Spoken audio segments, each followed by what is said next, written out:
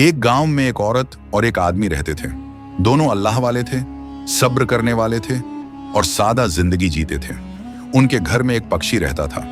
वह देखने में मासूम था, लेकिन बहुत होशियार और चालाक था। गांव वालों को क्या पता था कि वही पक्षी रात के अंधेरे में चुपचाप निकलता और लोगों के घरों से छोटी छोटी नायाब चीजें चुरा लाता था। यह सिलसिला कई दिनों तक चलता रहा। कभी किसी का सिक्का गायब होता, कभी किसी की अंगूठी। गांव में बातें होने लगी, जरूर कोई चोर आ गया है, रात को कोई घरों में घुस रहा है। उसी गांव में एक दरवेश रहता था। वह इंसाफ करने वाला था और रातों को अल्लाह की इबादत में लगा रहता था।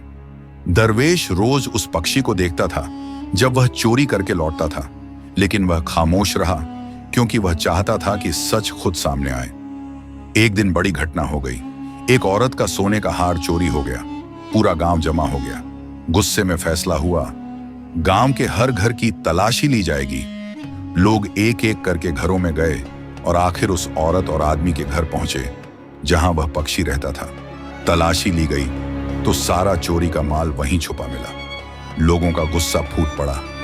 यही दोनों चोर हैं, इन्हें मारो, इन्हें गांव से निकालो। औरत रोने लगी। आदमी ने सब्र किया और सिर्फ इतना कहा, अल्लाह सब जानता है। तभी दरवेश आगे आया और बोला, मुझे सिर्फ आज की रात का वक्त दे दो, सुबह तक सच खुद सामने आ जाएगा। गांव वाले दरवेश की झोपड़ी के बाहर रात भर इंतजार करते रहे। कुछ देर बाद सबने देखा, वही पक्षी अपनी चोंच में चोरी की चीजें लिए चुपचाप घर की तरफ जा रहा था। उसी पल सबकी आंखें खुल गईं। समझ आ गया कि असल चोर कोई इंसान नहीं, बल्कि वही पक्षी था। लोग शर्मिंदा हो गए।